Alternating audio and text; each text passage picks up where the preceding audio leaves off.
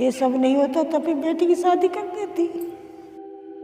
UP का हाथरस जिला, यहाँ एक गांव में 14 सितंबर की सुबह 19 साल की एक दलित लड़की का गैंगरेप हुआ, लेकिन बचाने की सारी कोशिशें नाकाम रहीं। सर मुझको एक बार बस बता तो दीजिए कि बॉडी है कि क्या, ये जल क्या रहा है आपके सामने? ये थर्ड स्केल का पुलिस ऑफिसर हूँ, मुझे बोलने का अधिकार नहीं हिंदुस्तान। अभी आपने मुझे बोला कि नहीं बॉडी नहीं है, क्या है सर, बॉडी है कि नहीं है?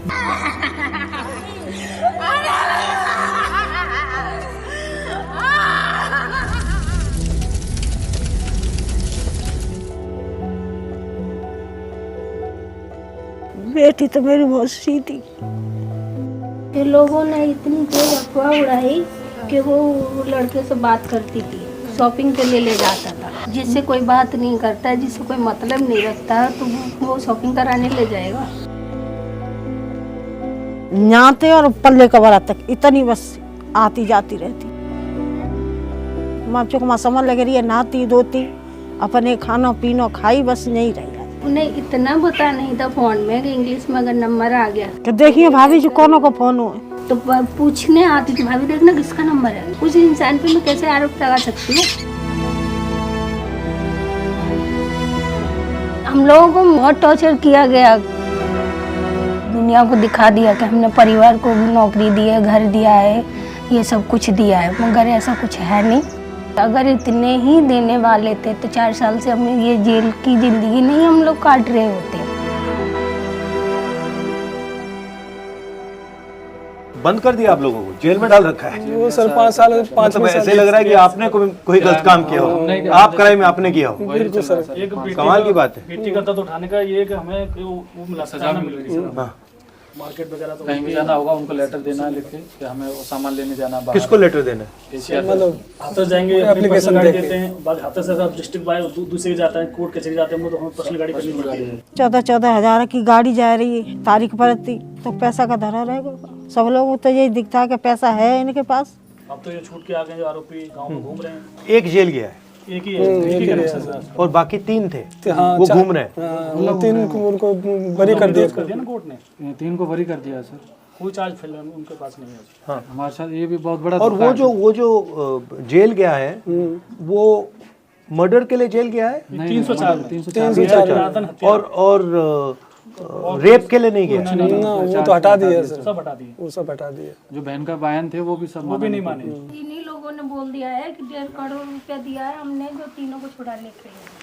करोड़ों में डील हुई है इनकी। 2022 में कोर्ट ऑर्डर कर चुका है कि इनके परिवार को नौकरी और घर दिया जाए, वो भी नहीं मिला। 3 से 4। और रिलोकेशन की भी बात हो रही थी। अब रिलोकेशन का बताओ मुझे, क्या है उसमें? ये लोकेशन का ये सर के कोर्ट 2022 में ऑर्डर कर चुका है। आप यहाँ रहना चाहते हो? नहीं रहना चाहते हो।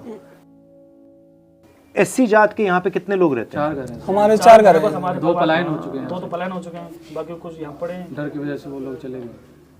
नौकरी के बोल रहे हैं, सरकारी नौकरी इसमें दिया गया, उसमें बोले हम प्राइवेट सेक्टर में देंगे आप, जो उनकी तरफ से सरकार जो नहीं, प्राइवेट सेक्टर में नौकरी दे दी, आप घर से नहीं निकल पा रहे हो तो नौकरी का क्या मतलब? कहाँ से देंगे? छोटे बच्चे हैं, उनकी पढ़ाई, छोटी बच्ची है मेरी बेटी। अगर सरकार देना चाहती है तो दे, नहीं देना चाहते तो हमें फ्री करे सर, हम अपना हाथ पे दिए भगवान। फ्री कैसे करेंगे? फ्री ये है कि हमने यहाँ से क्या कहते हैं फ्री कर दिए थे, जो सिक्योरिटी है, हम लोग अपने चले जाएंगे कहीं पे, कमा खाएंगे, परिवार हमारा जो कुछ है साथ रहेंगे। टोटल क्या क्या प्रॉमिस किया कि आपको यहाँ से रिलोकेट करेंगे, दूसरी जगह कॉम्पनसेशन कहा था, कितना कहा था? 25 लाख रुपए दिए, वो हो गया, उसी से मैं डाल दिया। और क्या कहा?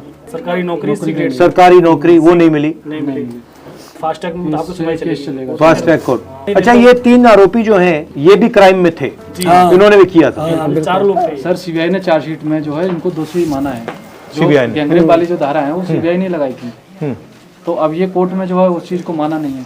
इन 3 पे तो बिल्कुल बरी कर दिया कोर्ट ने।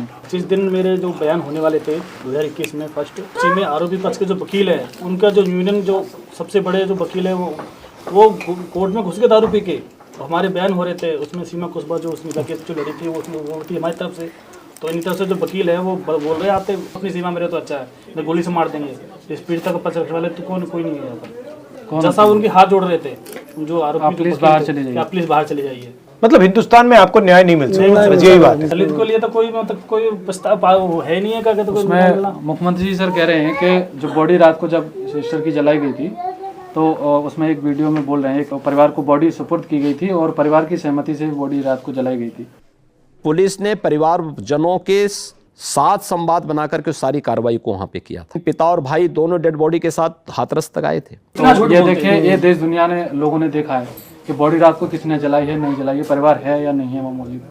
उत्तर प्रदेश की हाथरस पुलिस ने गैंगरेप पीड़िता का अंतिम संस्कार आधी रात में जबरदस्ती करवा दिया। पीड़ित परिवार अंतिम संस्कार का विरोध करता रहा, लेकिन विशेष परिस्थितियों का हवाला देकर हाथरस पुलिस ने लाश जलवा दी। हम तो ये मानते हैं अगर हम छोटी जाति से हैं तो हमारा क्या कसूर है इसमें, हम भी तो एक इंसान ही हैं। तो उस तरीके से जो दुख दर्द बचपन से बच्चे को पालने में हम अपना करते हैं, कोई सरकार खिलाने नहीं आती, कोई सरकार उसे पालने नहीं आती, दुख दर्द में शामिल नहीं होती कोई सरकार, तो उन्हें ये अधिकार भी नहीं होना चाहिए किसी की बॉडी को जलाने का। फिर बाद में ये भी बोलते हैं कि कोई आज तक साबित नहीं कर पाया। आज साबित कैसे करेंगे? आप लोग सरकार में बैठो, आपके सब नुमाइंदे घर में जगह जगह घूम रहे हैं, सब कुछ सबूत मिटा दिए। सब जब सबूत मिटा देंगे तो फिर हॉस्पिटल से ही खत्म कर देंगे। हॉस्पिटल में जो सारा मिटा दिया 14 तारीख की नहीं, और उसने बयान भी दिया। बयान भी दिया है। बयान है उसमें, चारों आरोपियों के नाम ले रही है, उसमें बताया सर, ओपन है सारा। उस दिन जिस दिन आपकी चोट लगी है उस दिन रेप हुआ है? अच्छा, दोनों ने किया था, कोई और भी था?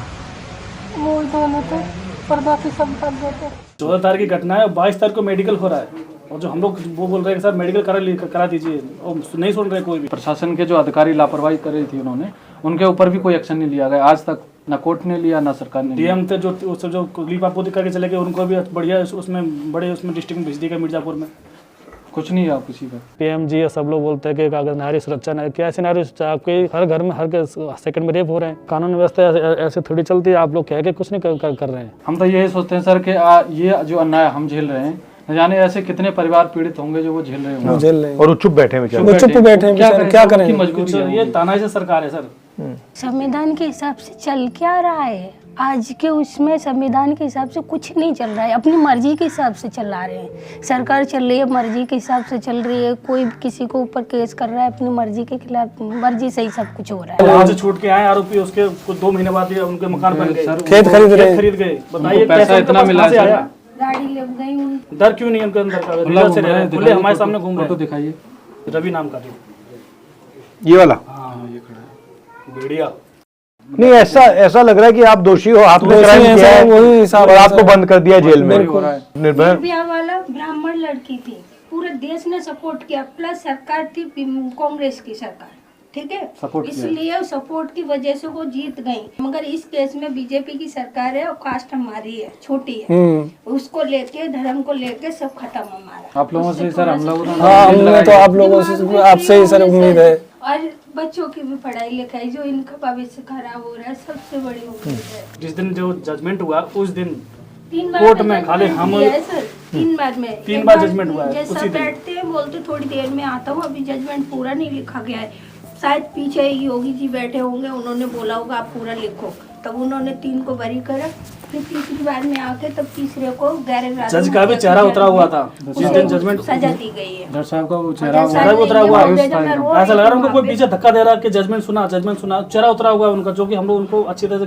समझ रहे थे, क्योंकि केस के वो हमारे समझ रहे थे, अच्छे से बात नहीं करते। उस दिन उनका कुछ जो अंदर की जो थी वो कुछ गवाही नहीं दे रही कि मैं इनको क्या डिसीजन दूं। वो पहले से कोई प्लानिंग थी, और मालाएं, फूल मालाएं उसमें रखी थी, गाड़ी मिठाइयाँ भरी हुई, मिठाइयाँ रखी थी पहले से ही।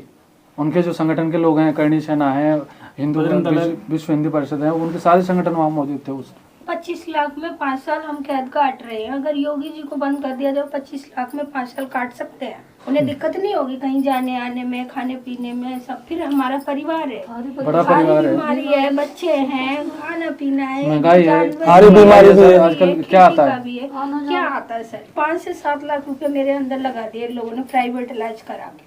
अभी 2 महीने पहले मिसकैरेज हो गया, ब्लड नहीं था, ब्लड मैंने भी दिया, मेरे साले ने दिया, रुपए लगे अभी पैसे इन्होंने ट्रक करके दिए डॉक्टर को। बॉडी जलाने के लिए डीएम का अधिकार था कि डीएम ने आके तुरंत बॉडी जला दी, उस दिन डीएम का अधिकार था। अब अगर हम लोग बोलते हैं तो डीएम का अधिकार नहीं है। हम कैसे हिंदू हैं सर, जब हमारी बेटी को रात के 2:30 बजे जला दिया?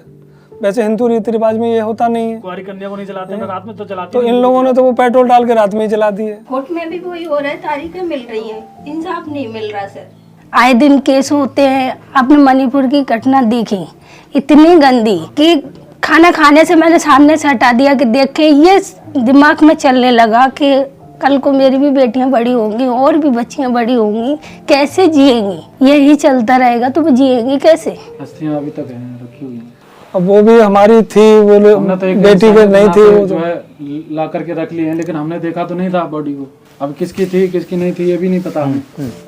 लेकिन हमने तो ये सोचा कि हमें जब तक पूर्ण न्याय नहीं मिलेगा तब तक नहीं करेंगे। अभी तक रखी हुई है अस्थि। जाति और धर्म में विश्वास नहीं करते। हमारा सबसे बड़ा धर्म हमारी इंसानियत है।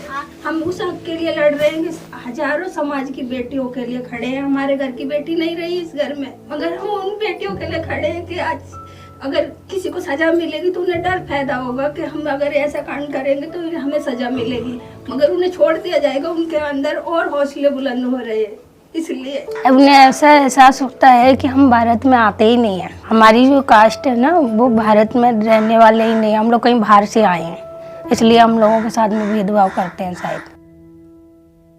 ठीक है, मैं कुछ करता हूँ। ठीक है, अच्छा ठीक है सर।